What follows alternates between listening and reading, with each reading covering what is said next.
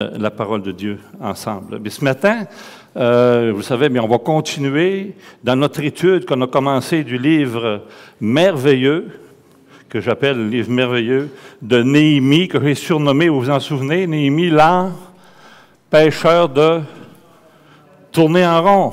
Hein? Quand Néhémie est arrivé, ça a changé, tout a changé. Donc, Néhémie, notre empêcheur de tourner en rond. Donc, nous allons voir ce matin où nous allons nous arrêter sur les chapitres 9 et les chapitres 10. Néhémie, chapitres 9 et 10. Et comme à l'accoutumée, on ne les lira pas ce matin parce qu'on n'aurait pas le temps. Donc, mais c'est à vous, par contre, à la maison, de continuer, bien sûr, à lire ces passages-là, ces textes-là. Donc, pour connexion, on se souvient au chapitre 8, lors de notre dernière rencontre, que les jours de reconstruction, si vous voulez, des murs de Jérusalem ont été, si vous voulez, les jours qui ont suivi un peu la reconstruction des murs, a été un peu comme le paradis sur terre. Tout allait bien, tout était beau, c'était le fun, c'était agréable. Les gens étaient tellement heureux, ça allait vraiment bien, tout était super. Okay? Mais un mois plus tard, presque jour par jour, jour pour jour, un mois plus tard, suite à la lecture de la parole de Dieu qu'ils avaient fait, vous vous en souvenez dans le chapitre 8, hein? Suite à la lecture de la parole de Dieu par Esdras, c'est son explication par les Lévites, vous vous souvenez de ça? Le résultat de tout ça fut pour le moins inattendu et spectaculaire. À la suite de la lecture de la parole de Dieu, les cœurs furent profondément touchés. Profondément touchés. Et les gens prennent, peut-être pour la première fois depuis bien des années, prennent conscience de leur manquement puis de leur état spirituel. Tous reconnaissent leur état de pécheur, et sont dans la désolation et pleurent. Et pleurent. Hein? 8, 9, on va au chapitre 8, verset 9, juste pour la connexion, chapitre 8, verset 9. Néhémie, le gouverneur Esdras, le sacrificateur et les scribes et les Lévites qui enseignaient le peuple, dirent à tout le peuple, « Ce jour est consacré d'Éternel votre Dieu, ne soyez pas dans la désolation, car tout le peuple pleurait. » Tout le peuple pleurait. En entendant les paroles de la loi. Donc, ce jour-là qui devait être pour eux un jour de grande joie, un jour de fête, okay? Les murailles, en fin de compte, sont relevées. Ça fait des jours et des jours et des semaines qu'on travaille après ça, c'est enfin réglé, c'est fait. Les ennemis qui nous harassaient, qui se moquaient de nous, ont été défaits aussi. Eux-mêmes aussi humiliés, vaincus. Mais au lieu de ça, ce qui devait être un jour de joie, un jour de fête, OK, en devint un de profonde tristesse. C'est intéressant. Ils sont dans la désolation et ils pleurent. Maintenant, au chapitre 9, OK, qui va nous occuper ce matin, 9 et 10, OK, on voit que cette prise-là de conscience de leur état spirituel, okay, du chapitre 8, produisit chez eux 23 jours plus tard, presque un mois après, 23 jours plus tard, donc à la fin du même mois, okay, beaucoup plus qu'une simple repentance. Elle les conduisit à un réveil spirituel. Un réveil spirituel. Et ce matin, j'aimerais qu'ensemble, OK, regarder 4 absolus ou principes, si vous voulez, qui ont provoqué ce renouveau spirituel que l'on retrouve dans ce chapitre-là. Okay? Puis c'est intéressant parce que ça va je ne sais pas comment vous voyez ça, vous, comment j'ai appelé ça, un réveil spirituel. On entend parler de toutes sortes de choses dans un réveil spirituel.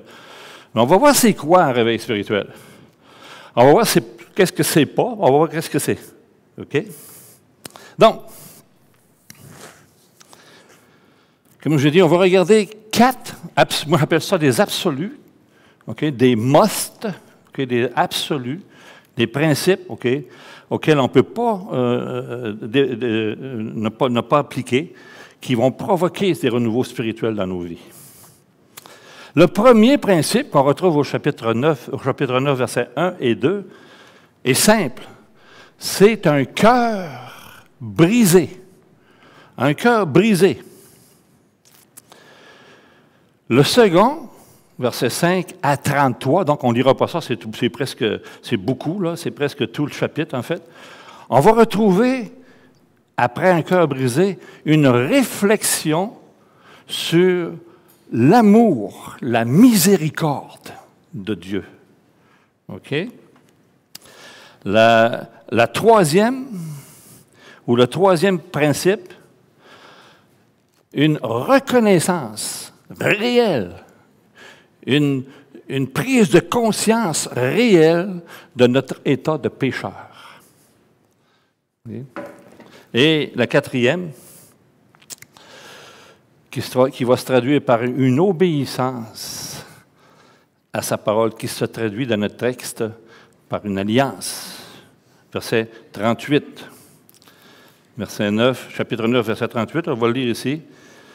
Pour tout cela, nous contractâmes une alliance que nous-mêmes par écrit, et nos chefs, nos Lévites et nos sacrificateurs y opposèrent le sceau. Ça, c'est quelque chose d'extraordinaire. Une alliance par écrite. Est-ce que des gens ce matin, levez la main si vous êtes volontaire pour signer une alliance avec l'Éternel ce matin, comme de quoi que vous allez... OK, tu viendras tout à l'heure. J'ai ma feuille ici. Qui sont signées par écrit, une alliance comme de quoi je vais faire telle chose, respecter telle chose, signée et avec le sceau du sacrifice. Même Néhémie était le premier à la signer. Donc, c'est très important. On voit quelque chose qui s'est passé, quelque chose de vraiment, vraiment important, extrêmement important depuis des années et des années. Okay? Il redécouvre la parole de Dieu et son implication dans leur vie. Et ça a bouleversé tout le peuple.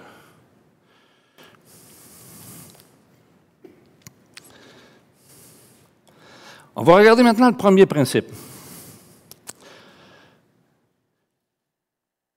Néhémie 9, 1 à 3. Le 24e jour du même mois, donc du mois d'octobre,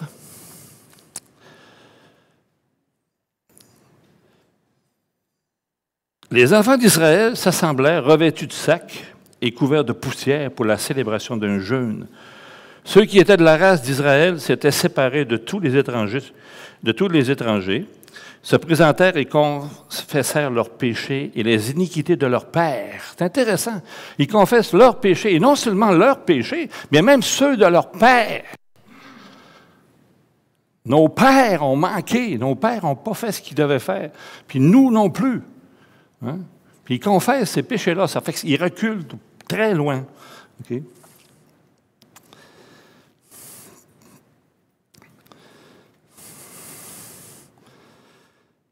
C'est étrange, hein?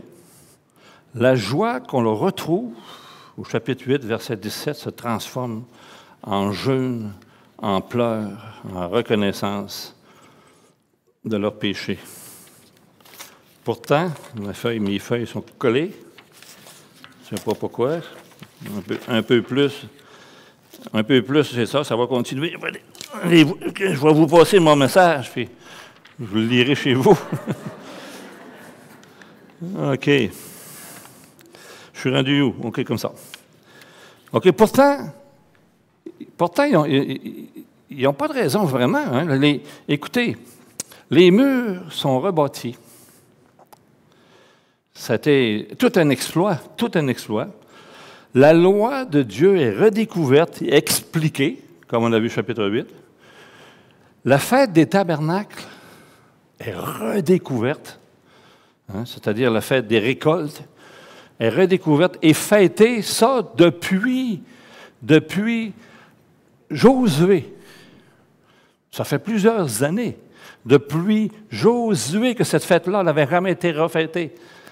Il redécouvre la loi de Dieu. Et voilà qu'après seulement quelques jours d'intervalle, la fête fait place au jeûne et la joie fait place à l'humiliation. Surprenant? Ben, c'est pas surprenant. C'est absolument pas surprenant. C'est pas surprenant, c'est pas si surprenant. Parce que si on comprend bien qu'à la suite de la découverte du livre de la loi et son explication par les scribes, OK, la parole de Dieu produisit ce qu'elle doit produire dans les cœurs. Pas autre chose.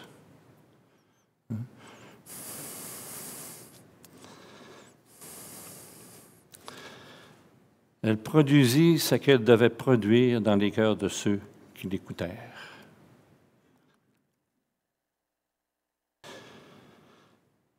Isaïe 55 nous dit que la parole de Dieu, OK, ne retourne jamais à lui sans avoir produit son effet. C'est formidable. Mais on va voir un petit peu plus loin parce que c'est intéressant ce qu'on voit là. OK, le peuple qui est parti depuis plusieurs dizaines d'années, okay, privé de la loi, privé d'enseignement, revient à Jérusalem, redécouvre la loi, reçoit des enseignements et leur vie est bouleversée. Formidable. Donc, elle produisit un réveil. Ils prirent conscience de leurs péchés. Et comme j'ai dit ce temps-là, non seulement de leurs péchés, mais aussi de ceux de leurs parents, ceux de leur père. Ils savent maintenant, ils sont conscients maintenant qu'ils se sont égarés loin, très loin de ce que Dieu désirait pour eux, de ce que Dieu avait réservé pour eux.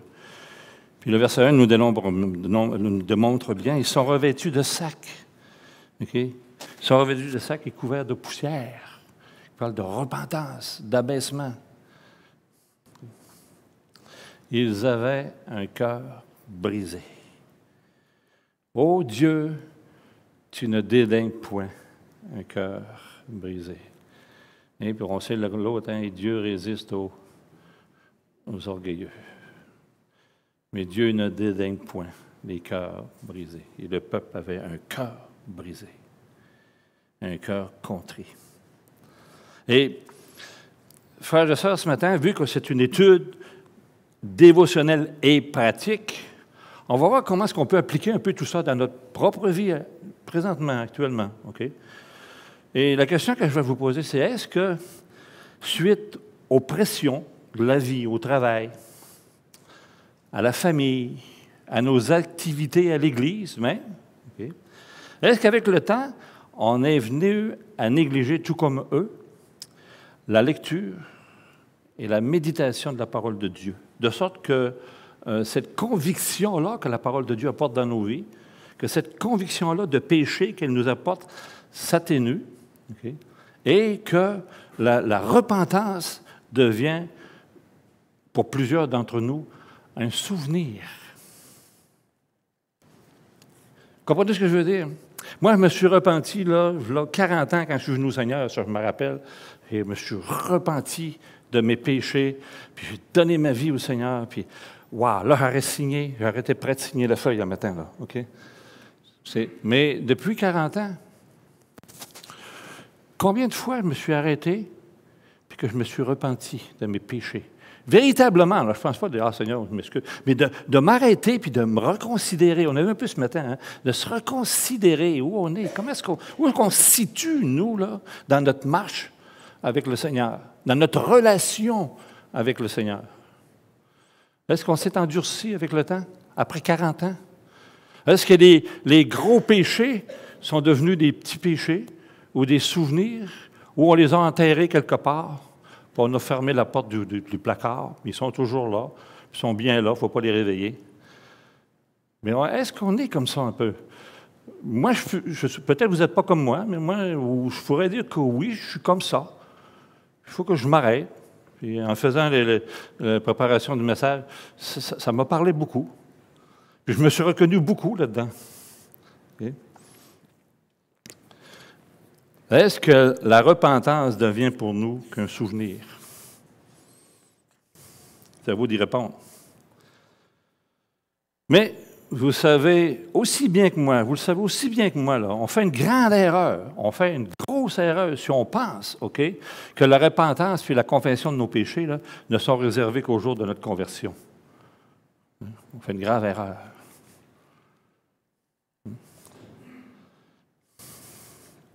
Est-ce possible, frères et sœurs? Est-ce possible que l'on sorte notre Bible seulement le dimanche matin? Puis, je sais que c'est possible. Est-ce possible qu'on sorte seulement notre Bible le dimanche matin, puis qu'ensuite, là, le reste de la semaine, là, quelque part dans la maison, puis là, on dit dimanche matin, « Chérie, as-tu vu ma Bible? » Il me semble qu'elle est là, mais elle n'est pas là. Hein? Il y a beaucoup qui rient, puis tous ceux qui ont ri, ils sont tous reconnus, hein, vous savez, hein, c'est ça? mais c'est ça, hein? Mais c'est comme ça. Puis je vous parle comme ça, puis même là, même des fois, je cherche ma Bible aussi, moi. Puis j'en ai plein de Bibles à la maison. Puis je cherche ma Bible parce que c'est ma préférée. Hein? Mais des fois, je la laisse là, des fois, je la laisse ailleurs, puis des fois, sur mon bureau, puis... Chérie, où est-ce que lit ma Bible? Et là, OK, merci, chérie. Anyway, mais on se comprend. Hein? Est-ce que ça nous arrive qu'on rouvre notre Bible seulement le dimanche matin, puis que le reste de la semaine, elle prenne de la poussière en haut du frigidaire? Anyway, si c'est le cas, frères et sœurs, si c'est le cas, prions Dieu, sérieusement, prions Dieu qu'il nous redonne la soif de sa parole. Prions Dieu qu'il nous redonne la soif de sa parole. Le deuxième principe maintenant pour un réveil, une réflexion, donc, une méditation sur, on l'a vu ce matin, l'amour et la miséricorde de Dieu. L'amour et la miséricorde de Dieu envers nous. Puis, le chapitre 9 de Néhémie est pratiquement tout consacré. C'est pour ça qu'on ne le lira pas, on ne lira pas tout. Mais c'est un débordement. Chapitre 9, c'est un débordement de la part des Juifs envers, ou je devrais dire, c'est un débordement de la part de Dieu envers les Juifs de sa miséricorde. C'est presque incroyable. C'est presque incroyable. Quelle miséricorde! Quelle miséricorde! Okay. On va en lire quelques-uns, juste pour le fun. Verset 6, chapitre 9. « C'est toi, Éternel, toi seul qui as fait les cieux des cieux et toutes les armées, la terre et tout ce qu'elle contient, la mer et tout ce qu'elle renferme. Tu donnes la vie à toutes ces choses et l'armée des cieux t'adore. C'est toi, Éternel Dieu, qui as choisi Abraham. » Verset 9, « Tu vis l'affliction de nos pères en Égypte et tu entendis leur cri vers la mer Rouge. » Verset 11, « Tu fendis la mer devant eux et ils passèrent à sec au milieu de la mer. » Verset 12, « Tu les guidas le jour par une colonne de nuée et la nuit par une colonne de feu. » Verset 13, « Tu descendis sur la montagne du Sinaï, tu leur parlas du haut des cieux et tu leur donnas des ordonnances justes, des lois de vérité et des préceptes, des commandements. Tu leur donnas du haut du ciel du pain quand ils avaient faim. » Etc., etc. C'est partout, partout une reconnaissance de la miséricorde de Dieu envers eux. Et c'est une répétition de sa fidélité, c'est une répétition de l'amour de Dieu, c'est une répétition de la grâce de Dieu, c'est une répétition de ses bénédictions pour eux. Maintenant, Regardez au verset 16. C'est toujours ces petites conjonctions de coordination-là là, qui viennent toujours dans le texte souvent là, pour nous briser le fun, là, briser notre élan. Là, il nous arrête. Wow, wow, wow, wow. Mais, un peu, mais. Hein? Nos pères se livrèrent à l'orgueil et raidirent leurs coups. Ils n'écoutèrent point tes commandements. Ils refusèrent d'obéir et ils mirent à en oubli les merveilles que tu avais faites en leur faveur. Ils raidirent leurs coups et dans leur rébellion, ils se donnèrent un chef pour retourner à la servitude, etc., etc. Écoutez, mais toi, tu es un Dieu prêt à pardonner, compatissant, miséricordieux, lent à la colère et riche en bonté, et tu ne les abandonnas point. Même quand ils firent un veau d'or de métal fondu. Wow! Quelle grâce de Dieu! Quelle grâce de Dieu!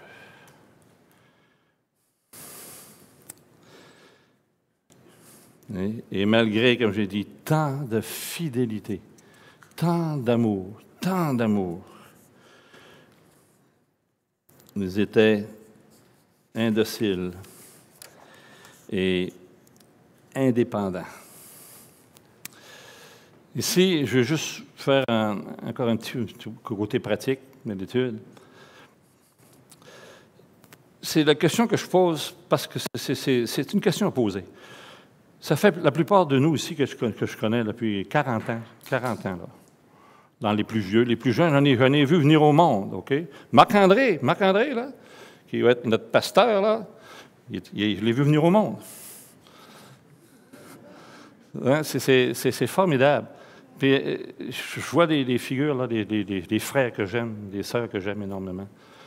Puis, c'est la question qu'on doit s'arrêter. Après tant d'années, après les années, est-ce que nos cœurs ne s'endurcissent pas?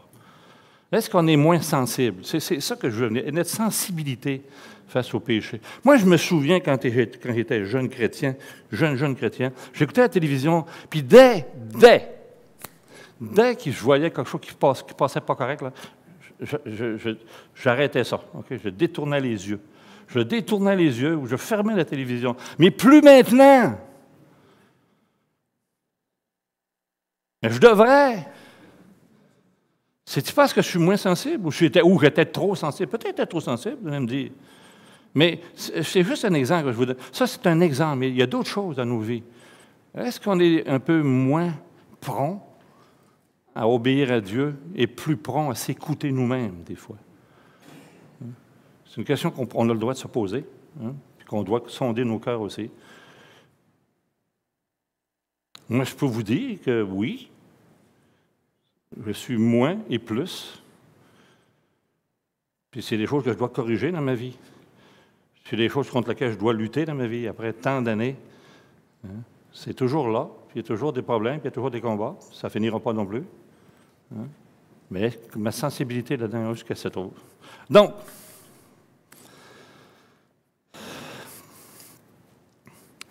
malgré cela, comme j'ai dit, Dieu est prêt à nous pardonner. Quel Dieu formidable on a! Hein? C'est formidable de venir ici le matin, le dimanche matin, pour venir se souvenir que notre Dieu est un Dieu compatissant, lent à la colère, riche en bonté, qui pardonne les péchés. J'ai besoin de ça le dimanche matin, de venir ici pour me rappeler « Oh, combien j'ai besoin d'un sauveur! Oh, combien j'ai besoin d'un sauveur! » Donc, malgré toutes ces infidélités,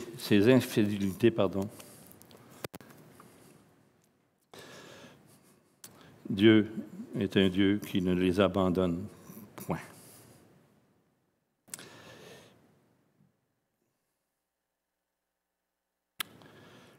Ça me fait penser, puis je l'ai mis écrit dans mon texte ici. Ce qu'on voit dans le texte ici, j'ai marqué, est-ce que ce n'est pas aussi là la description de la grâce, de la miséricorde et de l'amour de Dieu, ou que l'amour de Dieu que Dieu exerce envers chacun d'entre nous ce matin? Puis il dit, le texte aussi fait une belle description du cœur de l'homme. Puis j'ai marqué aussi, vous vous en souvenez, un petit tremblement de terre, une inondation, puis les églises se remplissent. pour une semaine. Les 51 semaines qui suivent, les églises sont encore vides. C'est ça le cœur de l'homme. C'était ça le cœur d'Israël aussi. La capacité de reconnaître, troisième principe, pardon, la capacité maintenant de reconnaître notre culpabilité et ce qui en découle. Verset 33. Chapitre 9, verset 33. « Tu as été juste dans tout ce qui nous est arrivé, car tu t'es montré fidèle et nous avons fait le mal. » Tu t'es montré juste dans tout ce que tu... Reconnaître, on a vu un peu ce matin que Dieu est aussi un Dieu qui juge, mais qui a des conséquences à nos désobéissances. Et reconnaître ces choses-là, non pas se rebeller, mais les reconnaître, je mérite ces choses-là. Hein?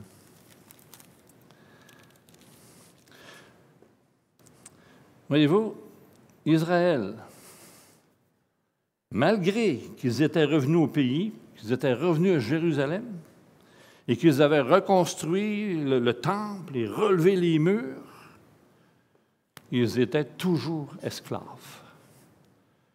Toujours esclaves du roi de Perse. Et ici, c'était Artaxerxès. Toujours esclaves.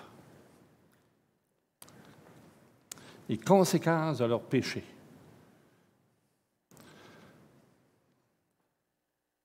On se souvient des conséquences du péché, les déportations.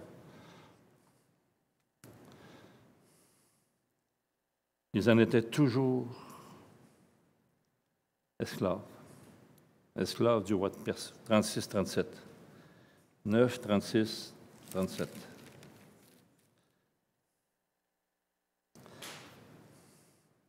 Et aujourd'hui, nous voici esclaves.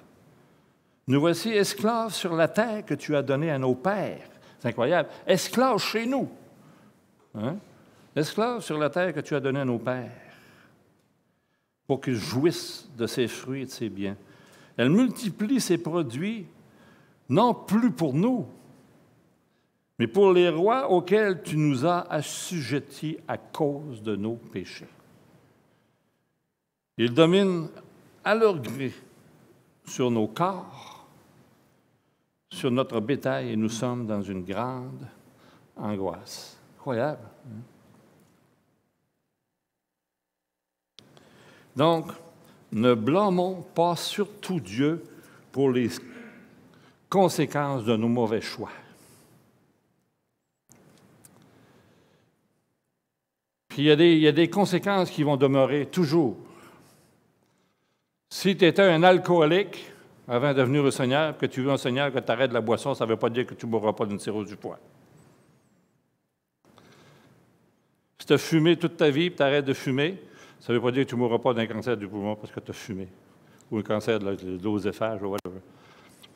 Il y a des conséquences à nos actions, et qui vont durer toute notre vie, des fois. Tu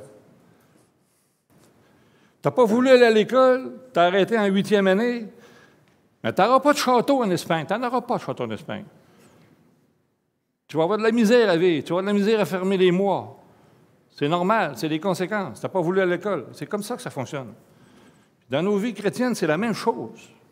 Il y a des conséquences à nos décisions. Vous vous rappelez, M. Botry, CCC, choix, merci, caractère, choix, conséquences.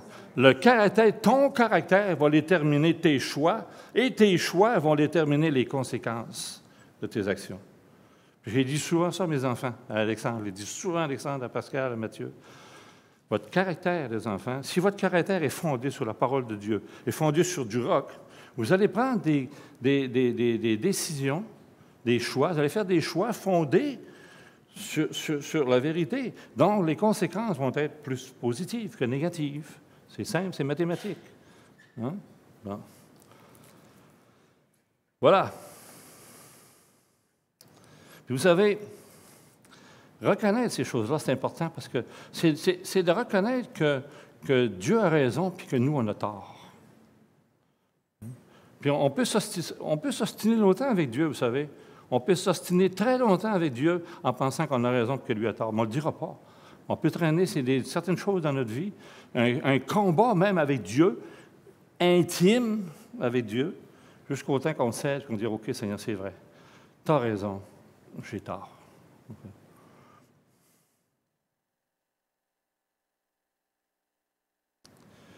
Seigneur, oui, en réalité, je reçois ce que je mérite.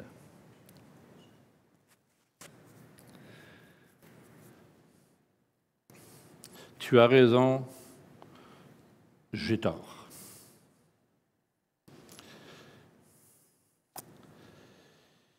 Frères et sœurs, j'espère qu'il n'y a pas de chrétiens ici parmi nous ce matin qui s'imaginent que parce qu'ils sont des enfants de Dieu, qu'ils n'ont plus à se repentir de leurs péchés. Okay? Et qu'ils n'ont plus à demander pardon pour leurs péchés. Et qui pensent que puisque je suis maintenant un enfant de Dieu, il n'y a plus rien qui peut m'arriver. J'ai, dans ma vie, puis je l'ai déjà dit ici en avant plusieurs fois probablement, puis d'autres l'ont probablement dit aussi, j'ai entendu certains chrétiens me dire, OK, comme ça, écoute, face à quelque chose qui devrait régler dans leur vie, écoute bien, là, Jean-Marc, là, écoute bien le jeune, là, on va m'organiser avec Dieu. OK? On va m'organiser avec Dieu. Donc, ils sont prêts à subir au lieu d'entrer en eux-mêmes et se repentir, ils endurcissent leur cœur, au point où ils sont prêts à en payer le prix, mais qui arrivent de l'autre côté. Ils sont prêts, là, à en payer le prix. Je m'organiserai avec Dieu. Ouf! Je tremble dans mes bottes. Ça, on l'a entendu souvent. Hein? Je tremble dans mes bottes. M. Botry disait ça souvent. Je tremble dans mes bottes. C'était peurant aussi. C'était peurant. Hein? Frères et sœurs, c'est facile de garder un petit péché enfoui là, dans nos cœurs pendant des années. De le garder là, bien tranquille. Hein? Puis c'est facile aussi de réussir à se convaincre là, que ce n'est pas si grave que ça, en fin de compte. Hein? Et c'est facile de refuser après ça, de s'en repentir. J'ai raison, Dieu a tort.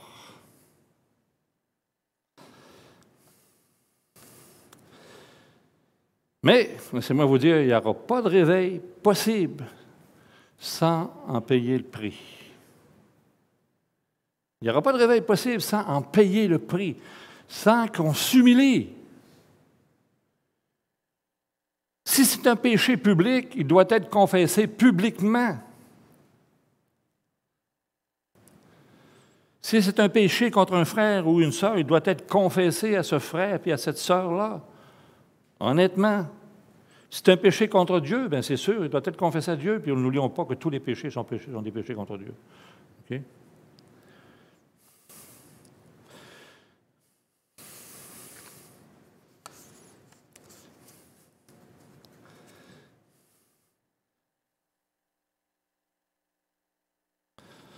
Sondons nos cœurs, frères et sœurs, sondons nos cœurs.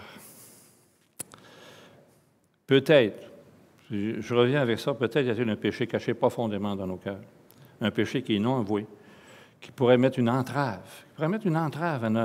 aux bénédictions de Dieu sur ma propre vie et même sur la vie de l'Église. Ça peut arriver. Sondons nos cœurs. Considérez et âgés les prophètes âgés, ils répètent constamment, hein, considérez vos voies. Considérez vos voies. Ça veut dire, arrêtez-vous, là, puis sondez un peu vos cœurs, regardez où vous êtes rendus, là. Considérez vos voies. Qu'est-ce que vous faites? Considérez vos voies. Ce matin, c'est ce que je veux vous rappeler, frères et sœurs. Je ne dis pas là, qu'ici, il y a un péché dans l'Assemblée, que vous êtes des grands pécheurs. On est tous pareils, hein, dans la grâce, on marche avec le Seigneur. Puis dans notre marche, on a tous des problèmes, on a tous des chutes, on a tous des relèvements, on a tous des combats, puis c'est comme ça. Ce que je vous dis, c'est que Sondons nos cœurs, considérons nos voies. Où est-ce qu'on en est rendu avec ça? Où est-ce qu'on en est rendu dans nos vies? Dernier principe, le renouvellement de notre obéissance. On voit à la fin du chapitre 9 que le peuple en entier, avec les principaux, les dirigeants, contactant une alliance. Et le chapitre 10, lui, définit, en fin de compte, cette alliance-là. Donc, on ne lira pas le chapitre 10 en entier. Mais le chapitre 10 nous dévoile que cette alliance touche, ou touchait trois domaines de leur vie.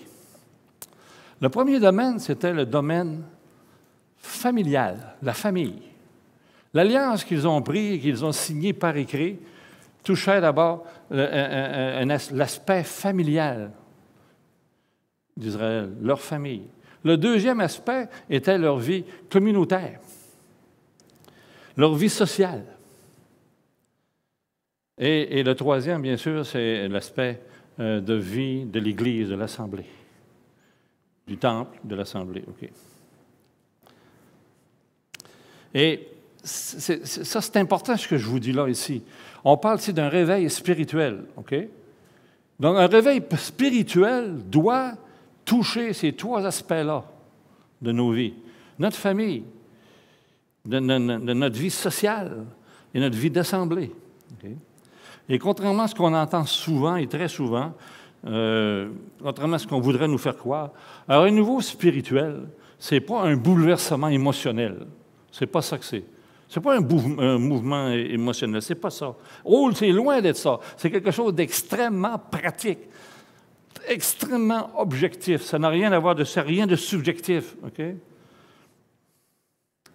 Réveil spirituel conduit nécessairement, inévitablement à deux choses. À l'action et à l'obéissance. À l'action et à l'obéissance. Chapitre 10, versets 28, 29.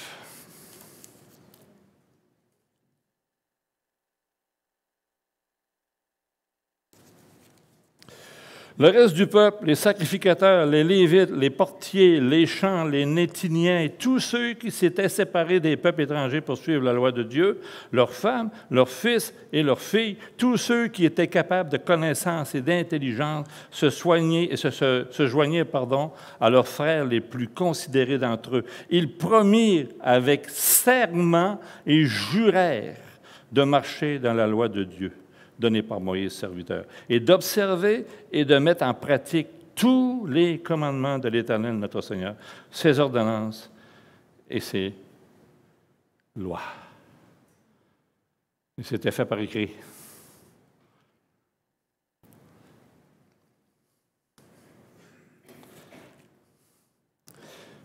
Premièrement, ils ont restauré leur mur familial. Ils ont ramené ainsi de l'ordre et de la discipline. Puis c'est là, frères et sœurs, principalement où commence le réveil spirituel, dans la famille. À la maison, quand je remets Dieu là où il doit être, là, dans mon foyer, c'est-à-dire à la première place. Deuxièmement, la chose affectée, c'était la vie sociale, verset 30.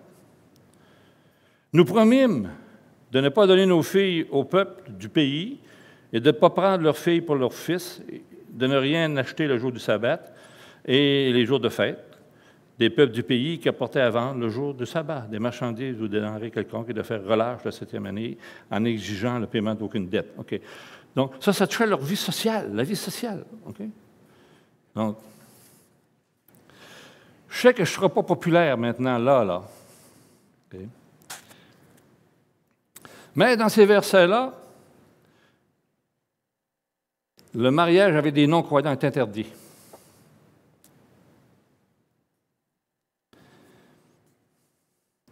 Maintenant, si vous décidez de contester avec Dieu, de dire « c'est moi qui ai raison, tu as tort », vous pouvez le faire, en pensant que vous allez convertir votre chum, votre blonde. Okay. Par la suite, sachez que ça, là, ça constitue une très, très rare exception. Ça arrive, mais c'est une exception. C'est presque toujours le contraire qui se produit. Vous allez être entraîné dans le monde. Mais vous pouvez dire à Dieu, j'ai raison, tu as tort. Puis il y a des conséquences qui vont venir avec ça. Mais ce verset-ci nous interdit le mariage avec des inconvertis. Donc,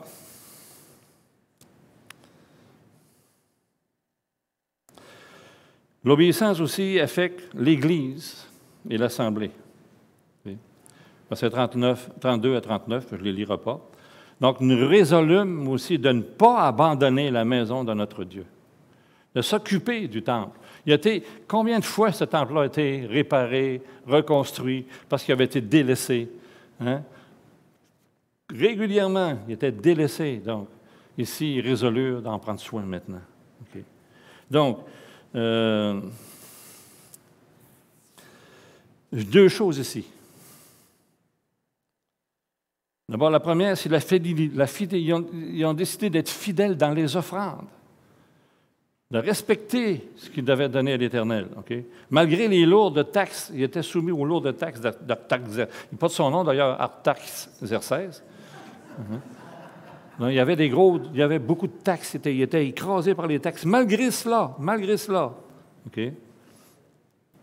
Ils décident d'être fidèles dans les offrandes, aussi bien dans le montant que dans la fréquence. Être fidèle. Ça, c'est important. On pense que ce n'est pas important. C'est un des aspects, peut-être, dans les premiers pour une Église. Les besoins financiers, c'est extrêmement important. Et nous devons respecter ces choses-là. Puis merci, Seigneur, que vous le faites bien ici à l'Assemblée. Merci, Seigneur. Puis aussi, il y a la fidélité aussi à l'Assemblée. La fidélité à l'Assemblée. Être fidèle à l'Assemblée. Ne pas abandonner la maison de Dieu veut dire aussi, avec la fidélité dans les offrandes, nous retrouvons aussi la fidélité aussi à leur présence, à être là. OK? Puis vous savez, frères et sœurs, notre adoration n'enrichit pas Dieu. Mais elle enrichit par contre les frères et les sœurs. Comme je vous disais ce matin quand je suis venu, je me suis tellement ennuyé de vous autres, tellement ennuyé. Puis de venir adorer avec vous autres, quelle grâce, quel baume dans notre âme. Ça fait du bien. Hein? Donc, vous m'avez enrichi, vous m'enrichissez. On enrichit les frères et les sœurs quand on vient, puis quand on parle du Seigneur, puis quand on exalte, puis on adore notre grand Dieu. Hein?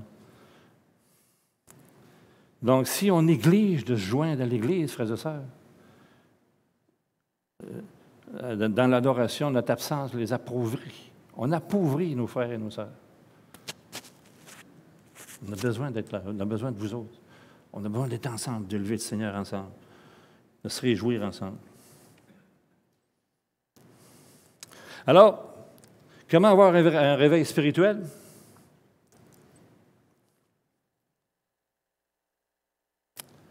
Devons-nous attendre une intervention miraculeuse de Dieu? Ben, souvent, c'est ça qu'on fait. On dit, Seigneur, donne-nous un réveil. Fais que les assemblées se réveillent, qu'il y ait un réveil, Seigneur. Réveille-nous. Est-ce que c'est comme ça que ça fonctionne? Ben pourquoi qu'on fait ça? C'est pas comme ça que ça fonctionne. C'est vrai que c'est pas comme ça. Hein?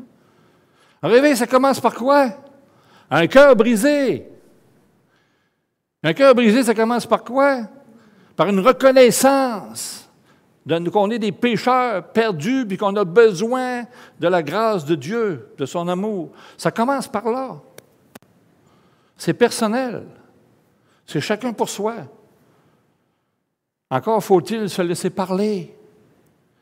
Encore faut-il lire, méditer, être enseigné. La deuxième chose, c'est une réflexion sur les bontés de Dieu envers nous.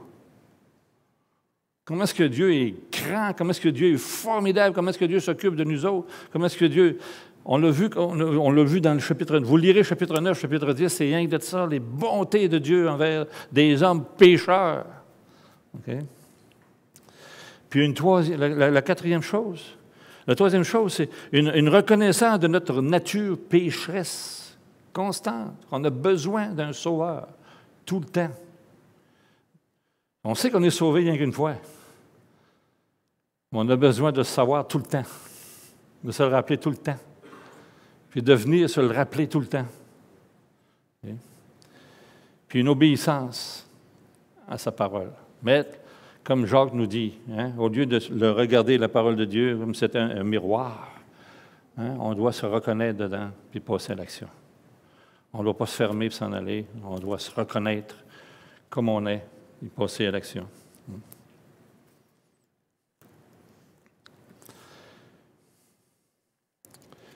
Vous savez, le Dieu de Néhémie, le Dieu d'Israël, c'est notre Dieu.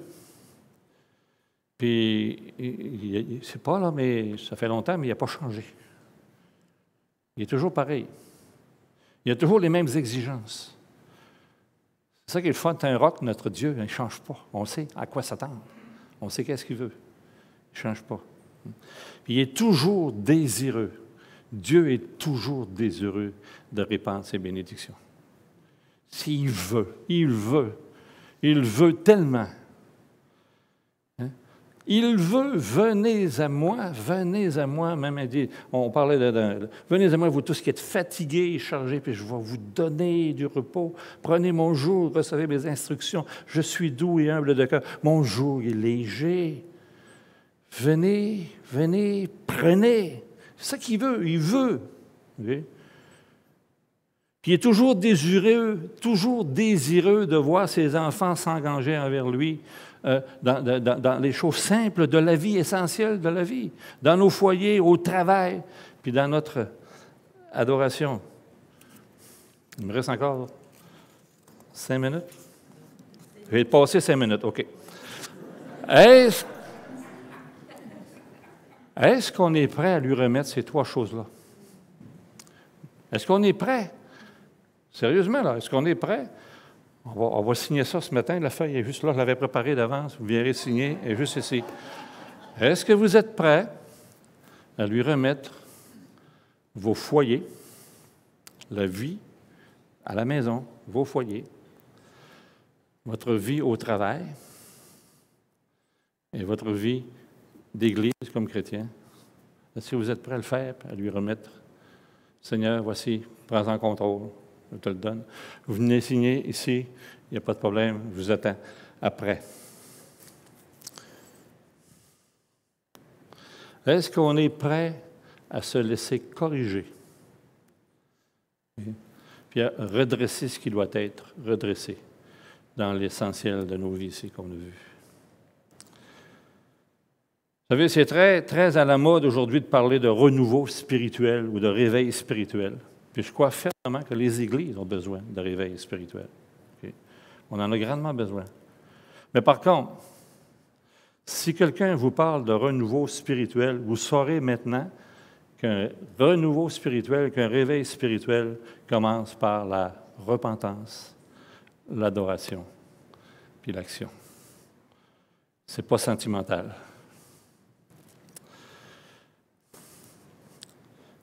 Je termine ici. Le Seigneur vous bénisse, qu'il vous donne une belle journée, une belle semaine aussi. Au plaisir de vous revoir dans mercredi 2 semaines. Amen. Réal?